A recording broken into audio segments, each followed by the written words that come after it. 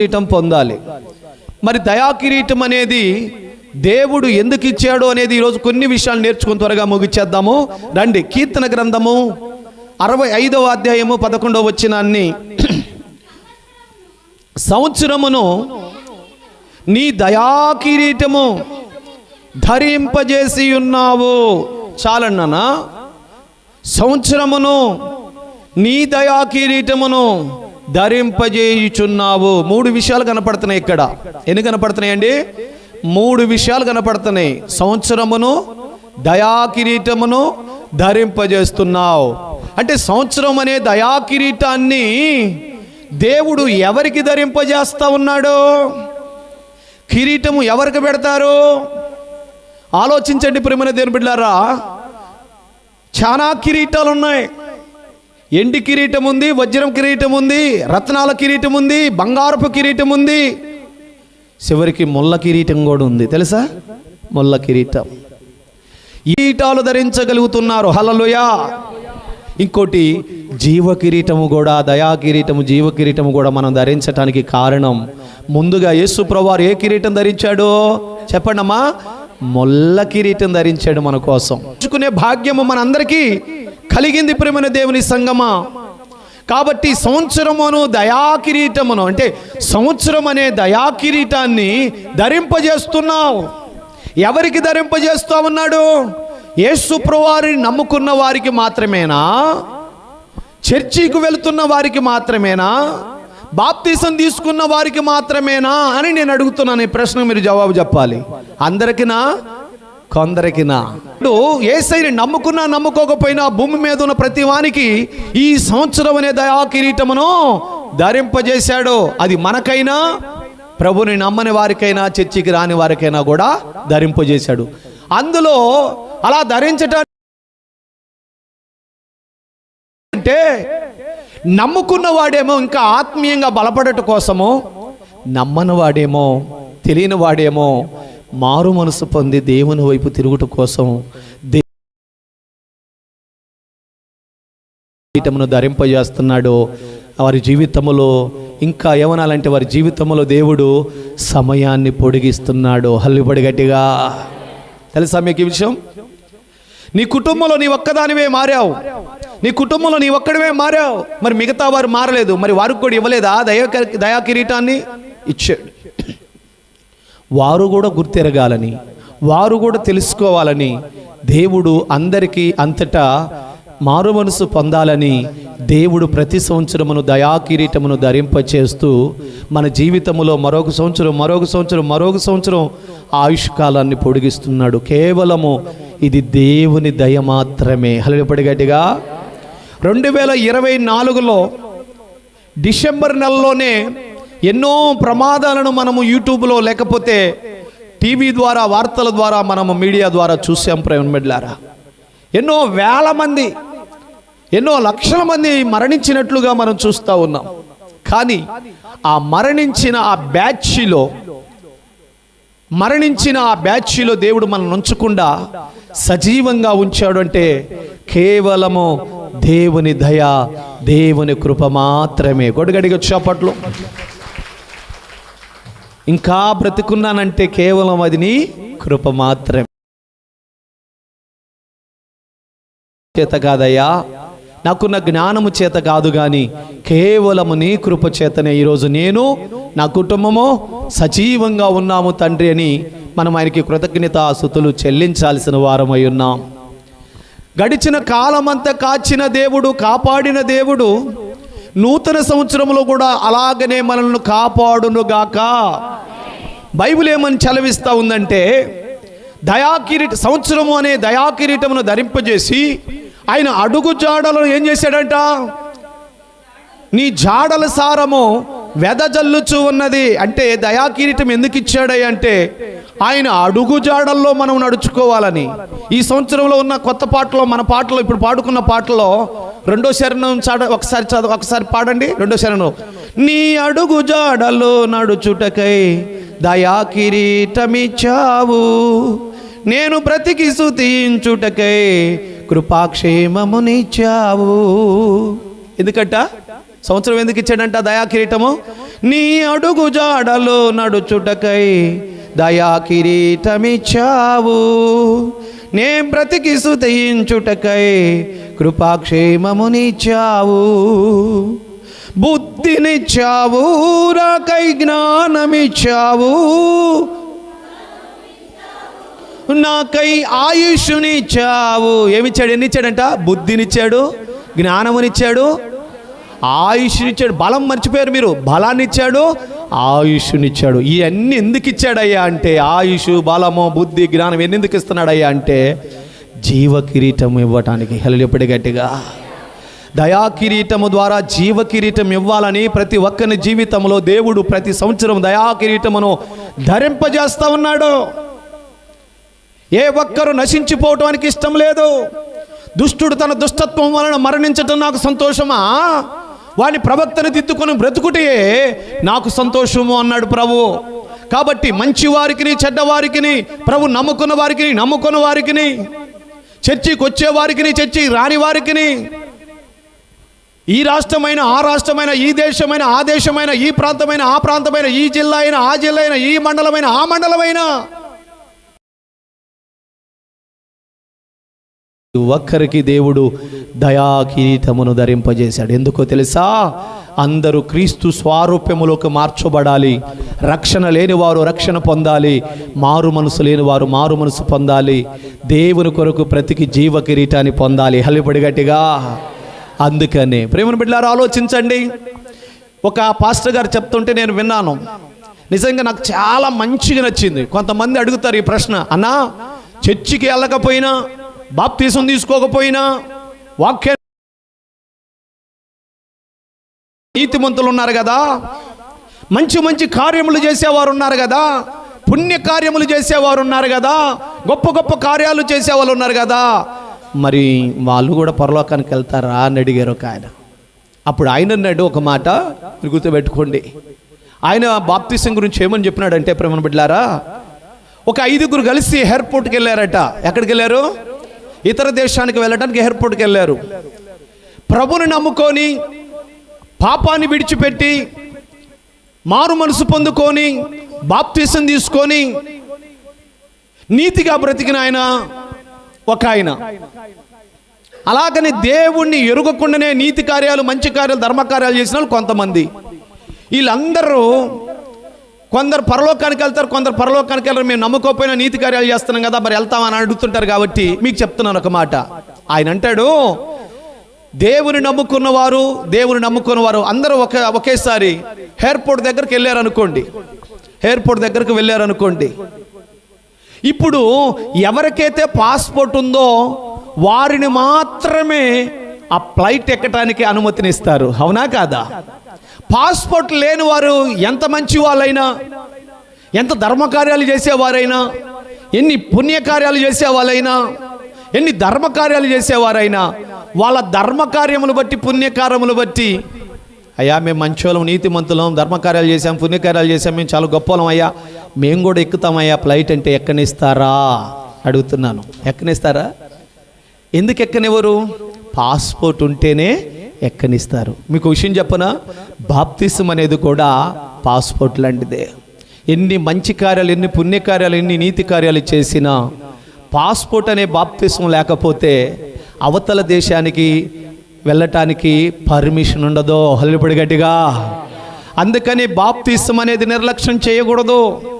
దేవుడు ఎందుకయ్యా మనకి సంవత్సరాలు దయా కిరీటం ఇస్తాడంటే ఇంకా రక్షణ పొందిన వాళ్ళు ఉంటారు. ఈ సంవత్సరం కాదు, ఈ సంవత్సరం కాదు, ఈ సంవత్సరం కాదు, ఈ సంవత్సరం కాదని వాయిదాలు వేస్తా ఉంటారే. వాళ్ళందరి కోసం దేవుడు ఇప్పుడన్నా మారుతుందా, ఇప్పుడన్నా మారుతుందా, ఇప్పుడన్నా మారుతుందా, ఇప్పుడన్నా మారుతుందా, తీసుకుంటాడా అని దేవుడు ఆయుష్కాలం పొడిగిస్తూ ఉంటే, నాకు దేవుడు అవకాశం ఇస్తూనే ఉన్నాడే, ఈసారి కాదు ఈసారి అనుకుంటే ఈ లోపల బుట్టుకుమంటే తెలుసా? హలో, మిమ్మల్ని అడుగుతా ఉన్నాను, ఒకవేళ పోతే ఇంత చేసిందంతా, ప్రార్థన అంతా ఎంత ఏమైపోద్ది? పాస్పోర్ట్ లేకుండా అక్కడికి వెళ్ళినా, ఎన్ని మంచి కార్యాలు చేసి అక్కడికి వెళ్ళినా ఎక్కడానికి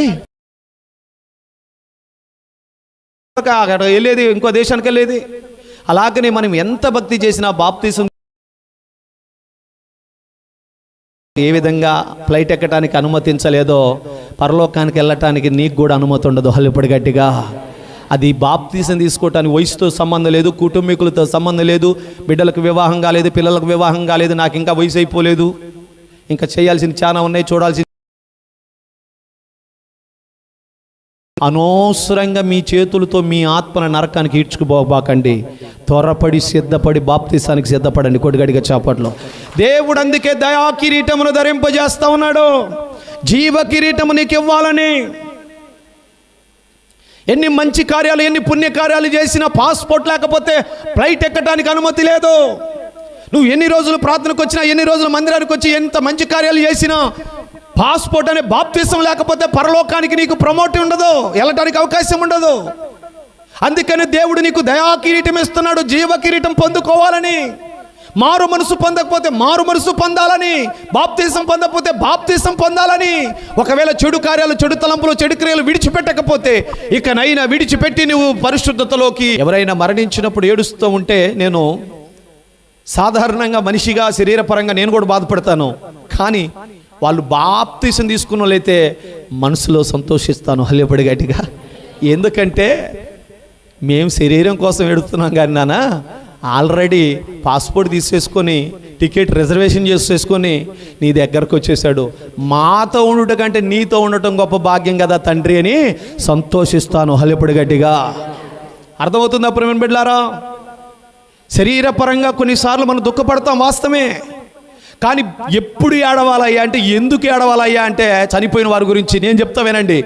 బాప్తిసం తీసుకోకుండా ఒకవేళ మరణిస్తే అందుకు ఏడవాలి మనం. అయ్యో నా సహోదరుడు ఏమైపోయాడేరా, అన్యాయంగా అయిపోయాడు, నరకానికి పోయాడేరా అని బాధపడాలి. అందుకనే ప్రేమ బిడ్డలారా జాగ్రత్తగా ఆలోచించండి. మిమ్మల్ని కూడా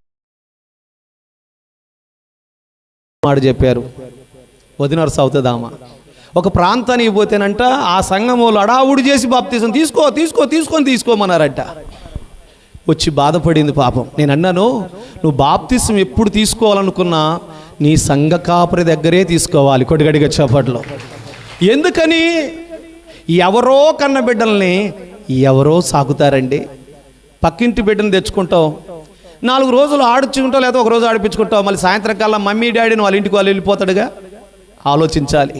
నీకు స్థానికంగా వచ్చిన ప్రతి విషయంలో నీ ఇంటికి వచ్చి ప్రార్థన చేసే దైవజనుడు ఎవరైతే ఉన్నారో వాని దగ్గరే బాప్తిసం తీసుకోవాలి. గుట్టుగా చప్పట్లో దేవునికి మహిమ కలుగును గాక.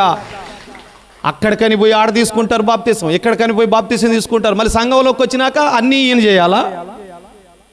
ఎవరు చేయాలండి మీకు? నాకు అర్థం కాదు. అన్ని విషయాలలో నీకు స్థానిక సేవకుడు కావాలా? మిగతా వాటిలోనేమో ఎవరో కావాలా? బాప్తిసం ఇవ్వడానికి ఎవరో కావాలా? మీకు మాట చెప్తా, బాప్తిసం విషయంలో ఒక మాట చెప్తా వినండి. పెద్ద సేవకుడు బాప్తిసం ఇస్తే పరలోకానికి పోతారని, చిన్న సేవకుడు ఇస్తే పరలోకానికి పోరని ఎక్కడ బైబిల్లో రాయబడలే. బాప్తిసం అనేది ఏంటంటే ఒక మెట్టు మాత్రమే. హలో, అది ఎవరిచ్చినా అక్కడి నుంచి నువ్వు పర్ఫెక్ట్గా ఉంటేనే పరలోకానికి పోతావు. యేసయ్య ఇచ్చిన డైరెక్ట్గా నువ్వు పరిశుద్ధంగా లేకపోతే, హలో అర్థమవుతుందా, పోయే అవకాశము లేదు. ప్రేమ బిడ్డలారా, తెలియక మీరు మోసపోబాకండి. మన సంఘ బిడ్డలకు చెప్తున్నాను, ఆమె అలాగనే మోసపోయి పాపం నా దగ్గరకు వచ్చి నేను ఇవన్నీ చెప్పాను. అమ్మా, స్థానికంగా ఉన్న నా దగ్గర నువ్వు తీసుకోకుండా ఎక్కడో తీసుకున్నావు, నీకు ఎవరో కన్నారు. ఇప్పుడు నువ్వు ఆ సంఘానికి ఆ తండ్రి బిడ్డవే కానీ ఈ సంఘానికి ఈ తండ్రి బిడ్డవు కాలేకపోయావమ్మా అని చెప్తే కళ్ళంపు నీళ్ళు పెట్టి ఏడ్చింది, బాధపడింది. నాకు తెలియదయ్యా, నన్ను అలాగ ఒత్తిడి చేశారు, తీసుకోమని ఒత్తిడి చేశారు అన్నప్పుడు నేను సంఘంలో చెప్తూనే ఉన్నాను కదమ్మా, నీవు ఎక్కడైతే స్థానికంగా వెళ్తున్నావో ఆ సంఘ కాపరి దగ్గర నువ్వు బాప్తిసం తీసుకుంటే రేపు అన్ని విషయాలలో నీకు ఆయన నిలబడి చేస్తాడు. హల్లెలూయా గట్టిగా. మన అంకులు మన చనిపోయారు, ఆయన మన దగ్గరే బాప్తిసం తీసుకున్నారు, తెలుసు కదా, అంకులు తెలుసుగా, మన దగ్గరే బాప్తిసం తీసుకున్నారు. మధ్యలో వాళ్ళ మాటలు వీళ్ళ మాటలేని పాపం మన మందిరానికి దూరం అయిపోయినా చివరికి అన్ని కార్యములు చేయటానికి బాధ్యత ఎవరికి అప్పగిచ్చారు చెప్పనా? నాకే ఇచ్చారు. అక్క కానీ అల్లుడు కానీ వినోద్ కానీ అక్క కానీ. మామయ్య నీ చేతుల మీద నువ్వు చెప్పినట్లే జరిగించు మామయ్య అన్నాడు. అర్థమవుతుందా ప్రేమ బిడ్డలారా? ఎందుకు అలా అన్నారు? ఆయన ఏరే సంఘానికి పోతున్నా ఆ పాస్టర్ గారికి ఇవ్వలేదు, ఎందుకని? నాకెందుకు ఇచ్చారు అంటే బాప్తిసం మా దగ్గరే తీసుకున్నాడు కాబట్టి. కొట్టుగడిగా చేపట్లో ప్రతి విషయంలో నా సొంత కుటుంబానికి నిలబడ్డట్టుగా నిలబడి చేశాను. కారణం ఏంటి? వారి దుఃఖంలో వేదనలో ఉన్న అన్నీ నా మీద వేసుకొని నిలబడినట్టుగా చేశాను. కారణం ఏంటి? నాకు బాధ్యత. ఆ ఆత్మను నాకు అప్పగించాడు, ఈ సంఘానికి మిమ్మల్ని అప్పగించాడు. మీరు ఎక్కడో పోయి బాప్తీసం తీసుకున్నారనుకోండి, మీరు ఏమైపోతున్నారంటే నమ్మక ద్రోహులైపోతున్నారు. హల్యపడి గట్టిగా. మీరిచ్చే 10 రూపాయలు 20 రూపాయలు కానుక కాదో. నేను ఎందుకు ఇంత కష్టపడి మీకు వాక్యం బోధించి, మీరు ఏ కష్టం వచ్చినా మీ ఇంటికి వచ్చి, సలైనా వానైనా వంగడైనా ఏ బాధ వచ్చినా మీ ఇంటికి వచ్చి ఎందుకు ప్రార్థన చేసి అసలు మీరు ఇచ్చే 10 రూపాయలు లేకపోతే 20 రూపాయలు కానుక కోసం కాదు.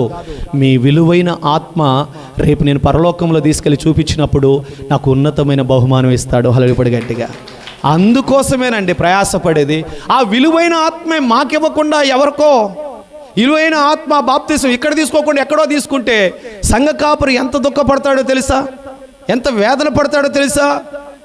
గొర్రెలను ఎవరైతే కాస్తున్నారో వాళ్ళే పాలు తాగాలి కదండి. హల్లిబడి గట్టిగా. ఇన్ని గొర్రెలు అప్పగించావని రేపు నేను దేవునికి లెక్క చెప్పాలి కదా. మరి తక్కువ ఇస్తే ఏమంటారు చెప్పండి? ఒక ఆయనకేమో 5 నాణ్యాలు ఇచ్చాడట, ఒక ఆయనకేమో 3 నాణ్యాలు ఇచ్చాడట, ఒక ఆయనకేమో 2 నాణ్యాలు ఇచ్చాడంట, ఒకడికేమో 1 నాణ్యమే ఇచ్చాడట. నేను మళ్ళీ వస్తాను రబ్బాయి అన్నాడట, వెళ్ళిపోయాడు ఆయన. 5 ఇచ్చినోడు ఎన్ని చేశాడంట? 10 చేశాడట. 3 ఇచ్చినోడు ఎన్ని చేశాడంట? 6 చేశాడట. 2 ఇచ్చినోడు ఏం చేశాడంట? 4 చేశాడంట. 1 ఇచ్చినోడు ఏం చేశాడంట? ఇది పోతే నన్ను కొడతాడని చెప్పి భద్రంగా ఎవరిని మెచ్చుకున్నాడో? 5కి 5 చేసిన వాడిని బలా నా మంచి దాసుడా అన్నాడు. హల్లెలూయా. అర్థమవుతుందా? 3కి 3 చేసిన వాడిని బలా మంచి దాసుడా అన్నాడు. 2కి 4 చేసిన వాడిని బలా మంచి దాసుడా అన్నాడు. మరి 1 ఇచ్చినోడు ఏం చేసినాడు? ఏమన్నాడు? ఒరే చెడ్డ దాసుడా, నీకు ఇవ్వకుండా ఇంకెవరికన్నా ఇచ్చినా దానిని 2 చేసేవాడు కదరా అన్నాడు. హల్లెలూయా గట్టిగా. సంఘ కాపరి బాధ్యత ఇదండి. నేను ఎవరికి ఇదే చెప్తా ఉన్నాను. ఈ లైవ్ ద్వారా వాక్యం వింటున్నా ఏ విశ్వాసి అయినా సరే, నీ కోసం కన్నీరు కార్చి బాధపడ్డ సేవకుని ఎప్పుడు దుఃఖపెట్టద్దు, వారిని మోసం చేయొద్దు, వారిని కాదని ఎక్కడెక్కడో ఎవరెవరో ఇస్తున్నారని వెళ్ళి తీసుకోవద్దు. విలువైనది నీ సేవకునికి ఏదైనా ఇవ్వగలిగింది ఉందంటే అది నీ ఆత్మ మాత్రమే నీ సేవకుడికి కాపాదల. అందుకంటాడు చూడండి, బైబిల్ ఒక మాట ఏమంటాడంటే, వారు మీకోసం ఉన్నారు. హల్లెలూయా. మీ ఆత్మలు నాకు అప్పగించాడు, మిమ్మల్ని సరిగా పెంచి సరిగా నడిపించి నేను దేవునికి లెక్క చెప్పాలి. మీరు తప్పిపోయారా, పక్కకి వెళ్ళిపోయారా, రేపు నేను లెక్క చెప్పాల్సి వస్తుంది. హల్లెలూయా గట్టిగా. అందుకని బహు జాగ్రత్తగా ఉండాలి. మారు మనసు పొందుట కొరకు, బాప్తిజం పొందుట కొరకు, రక్షణ లేని వారు రక్షణ పొందుట కొరకే యేసయ్య మనకు దయా కిరీటం ఇచ్చి ఆయుష్కాలాన్ని పొడిగించాడరా. ఇది తెలుసుకోవాలి. ఇది తెలుసుకోకుండా మోసపోతున్నారు. కొంతమంది ఏం చేశారో తెలుసా? హ్యాపీ న్యూ ఇయర్ అంటూ బాటిల్ పట్టుకొని తిరుగుతూ happy new year happy new year అంటే ఎంజాయ్ చేస్తూ చుట్టుపక్కల అన్ని పెట్టుకున్నారు, కావాల్సిన అన్ని పెట్టుకున్నారు. రేపిచ్చోడా, హ్యాపీ న్యూ ఇయర్ అందుకోసం కాదయ్యా, నలుగురు కూర్చొని పార్టీ చేసుకోవడానికి కాదయ్యా, బీర్ బాటిల్ పట్టుకొని కూర్చోవడానికి కాదయ్యా, చికెన్ బిర్యానీ పెట్టుకొని కూర్చోవడానికి కాదయ్యా. హ్యాపీ న్యూ ఇయర్ ఎందుకు వచ్చిందంటే, నీవు మారు మనసు పొంది యేసయ్య దగ్గరకు వచ్చినప్పుడు ఆయనకి హ్యాపీ న్యూ ఇయర్. ఒకటి గడిగా చప్పట్లో ప్రేమను పెట్టారా. ఇది తెలియకుండా చాలామంది ఇలాగ నడుచుకుంటున్నారు. ఒక 2-3 రెఫరెన్స్లు చెప్పేసి ముగిచేస్తాను. దయా కిరీటమును ఎందుకు ఇచ్చాడంటే, మార్పు లేనివాడు మార్పు చెందాలి, మారు మనసు పొందినవాడు ఇంకా సంపూర్ణమైన భక్తిలోకి రావాలని దేవుడు దయా కిరీటమును దేవుడు జరిగిస్తూ ఉన్నాడు, ధరింపజేస్తూ ఉన్నాడు. అయితే ద్వితోపదేశకాండము 11వ అధ్యాయము 12వ వచనములో మీరు చూస్తే, సంవత్సరాది మొదలుకొని సంవత్సరాది అంతము వరకు దేవుని కనుదృష్టట ఎవరికైతే దయా కిరీటం ఇచ్చాడో, ఎవరికైతే దయా కిరీటము ధరింపజేశాడో, ఎవరైతే మారు మనసు పొందాలని ఎదురు చూస్తున్నాడో, ఎవరైతే మారు మనసు పొంది నీతిగా బ్రతుకుతున్నారో వారందరిని కూడా దేవుడు సంవత్సరాది మొదలుకొని, అంటే జనవరి 1వ తారీఖు మొదలుకొని మళ్ళీ డిసెంబర్ 31వ తారీఖు ద్వారా దేవుడు తన కనుదృష్టి వారి మీద నిలుపుతున్నాడట. కొట్టగడిగా చప్పట్లో దేవుని నామానికి మహిమ కలుగును గాక. చూడండి ఆ మాట, ద్వితోపదేశకాండం 11వ అధ్యాయము 12వ వచనం చదవండి అమ్మా. అది ఆకాశపు వర్షజాలమును త్రాగును, అది నీ దేవుడైన యెహోవా లక్ష్యపెట్టు దేశము. నీ దేవుడైన యెహోవా కన్నులు సంవత్సరాది మొదలుకొని సంవత్సరాంతము వరకు ఎల్లప్పుడూ దాని మీదనే ఉండును. అంటే జనవరి 1వ తారీఖు మొదలుకొని డిసెంబర్ మళ్ళీ 31వ తారీఖు ద్వారా అక్కడి వరకు దేవుని కనుదృష్టి మన మీద ఉంటుందంట. కొట్టుగడిగా చప్పట్లో అధ్యాయం 35 వచ్చిన రాత్రి చదువుకున్నాం మనం. ఏమంటారు తెలుసా? స్పీడ్గా తీసేవారే లేరా?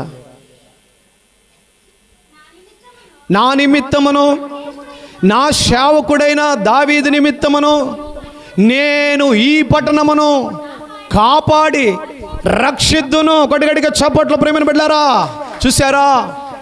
నిన్ను బట్టి, నీ నీతిని బట్టి, నీ పరిశుద్ధతను బట్టి, నీ ప్రార్థన బట్టి, నువ్వు దేవుని దగ్గర తీసుకున్న తీర్మానాన్ని బట్టి, దేవునికి నువ్వు లోబడిన విధానాన్ని బట్టి దేవుడు నిన్ను, నీ కుటుంబాన్ని, నీ గ్రామాన్ని సమస్తమును దేవుడు సంవత్సరాది మొదలుకొని సంవత్సరాది అంతం వరకు ఆయన కనుదృష్టి నీ మీద నిలుచును. బైబిల్లో ఉంటుంది.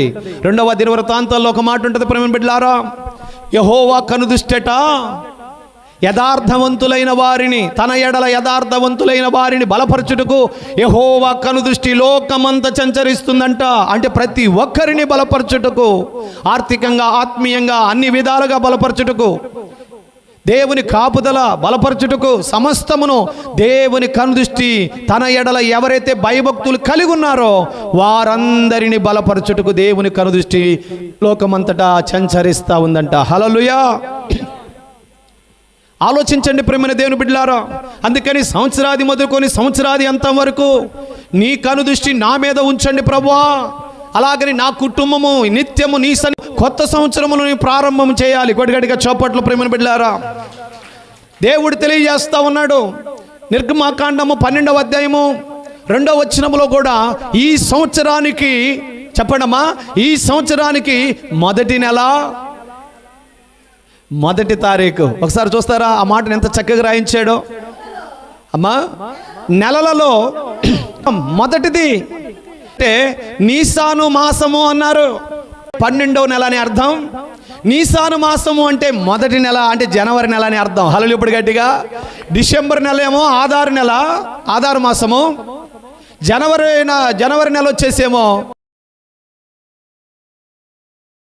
ప్రేమను బిడ్డలారా, సంవత్సరములలో మొదటి నెల. మరి సంవత్సరములో మొదటి నెల అయితే మొదటి తారీఖులో ఉన్నామా లేదా? దేవుడు సంవత్సరాది మొదలుకొని సంవత్సరాది అంతం వరకు నీ కనుదృష్టి ఆ దేశం మీద, ఆ మనుషుల మీద, ఆ ప్రాంతం మీద నిలుచు. ప్రొడక్షన్ కూడా, కాపుదల కూడా, ఆయన కృప కూడా, ఆయన సన్నిధిని కూడా, ఇవన్నీ ఉచితంగానే ఇచ్చి మనం దయాకిరీటం ఒక్కటే ఇచ్చాడు అనుకుంటున్నాం. మనం దయాకిరీటం ఒక్కటే ధరింపజేశాడు అనుకుంటున్నాం. దయాకిరీటముతో పాటు కృపను ఇచ్చాడు, ఆయన సన్నిధిని ఇచ్చాడు. అందుకనే 23వ కీర్తనలో మనం 6వ వచనం చూస్తాం కదండి. ఆయన అంటాడు, నా బ్రతుకు దినములన్నీట కృపాక్షేమములే నా వెంట వచ్చును.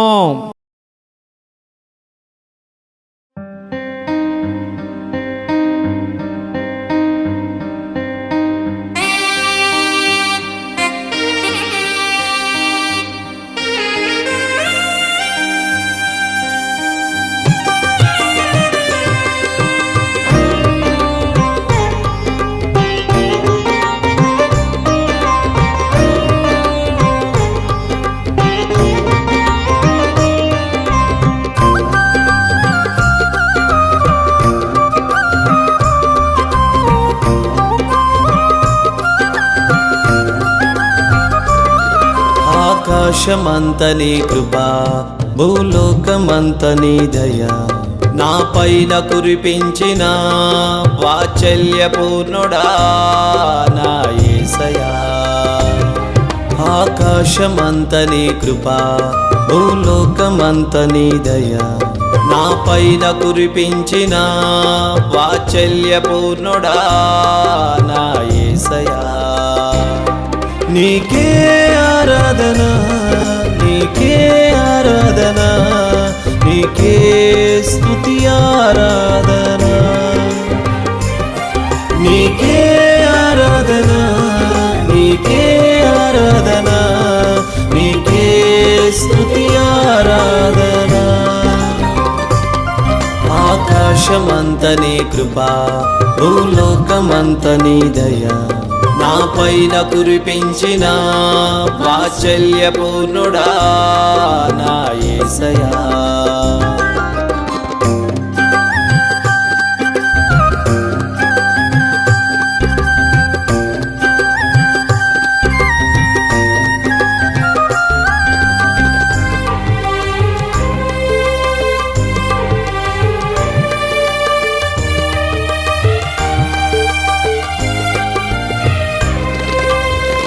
వాక్యమైన నీవు నాకై శరీరమైనావు శరీరమైన నేను వాక్యమై పోవాలని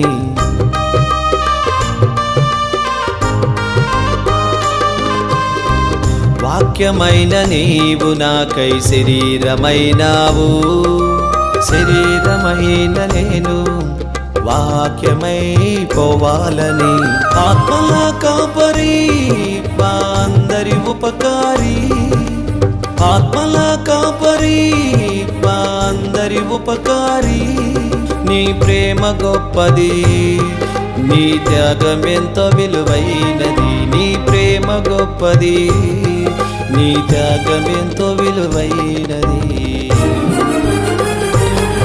నీకే ఆరాధన నీకే ఆరాధన నీకే స్తుతి ఆరాధన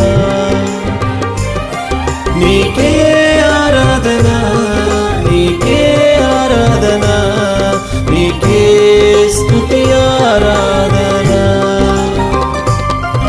ఆకాశమంత నీ కృప భూలోకమంత నీ దయ నా పైన కురిపించిన వాత్సల్య పూర్ణుడా నా యేసయ్యా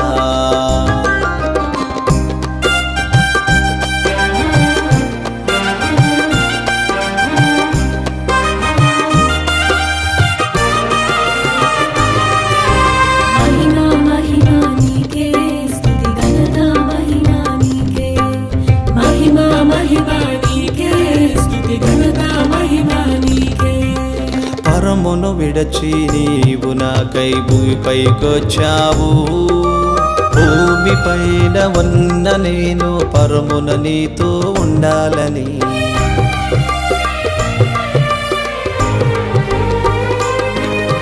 పరమును విడచి నీవు నాకై భూమిపైకొచ్చావు భూమిపైన ఉన్న నేను పరమున నీతో ఉండాలని ప్రధాన కాపరి మా మంచి కుమ్మరి ప్రధాన కాపరి మా మంచి కుమ్మరి నా నిత్య సంబంధమా నా నిత్య స్నేహ అనుబంధమా నా నిత్య సంబంధమా నా నిత్య స్నేహ అనుబంధమా నీకే ఆరాధన నీకే ఆరాధన నీకే స్తుతి ఆరాధన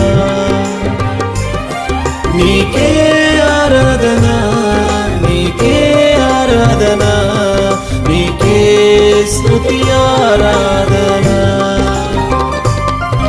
ఆకాశమంత నీ కృప భూలోకమంత నీ దయ నా పైన కురిపించిన వాత్సల్య పూర్ణుడా నా యేసయ్యా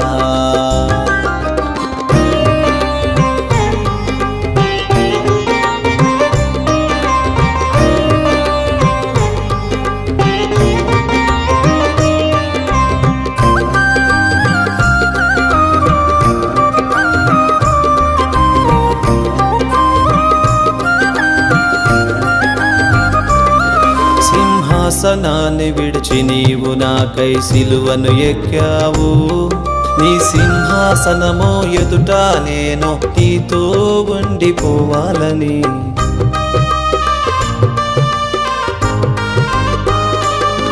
సింహాసనాన్ని విడిచి నీవు నాకై సిలువను ఎక్కావు నీ సింహాసనము ఎదుట నేను నీతో ఉండిపోవాలని సర్వాధికారి మా పరలోకపు తండ్రి సర్వాధికారి మా పరలోకపు తండ్రి, నా నిత్యాధారమా, నా సత్య సమృద్ధి జీవమా, నా నిత్యాధారమా, నా సత్య సమృద్ధి జీవమా. నీకే ఆరాధన, నీకే ఆరాధన, నీకే స్తుతి ఆరాధన, నీకే ఆరాధన, నీకే ఆరాధన, నీకే స్తుతి ఆరాధన. ఆకాశమంత నీ కృపా, భూలోకమంత నీ దయా, నా పైన కురిపించిన వాత్సల్యపూర్ణుడా నా యేసయ్యా.